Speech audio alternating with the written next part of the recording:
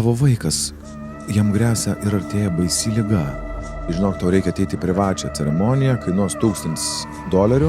Melą deginanti ugnis tik didės ir plėsis, todėl kad mes pradėsime deginti įvairaus plauko, būrėjų, šarlatanus. Žiūrėk, aš tau nemeluosiu, aš nemažai su tuo susidūręs gyvenime. Matai, ne veltui Rolandą pakviečiau.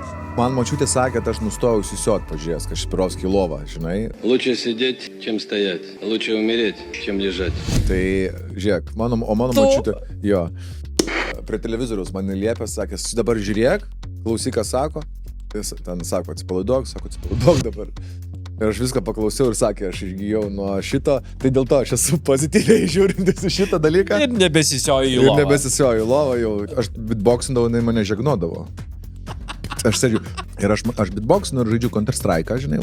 Jinai pas mus svečius atvažiavus ir jinai matau. Jinai tau už nugaros tą daro?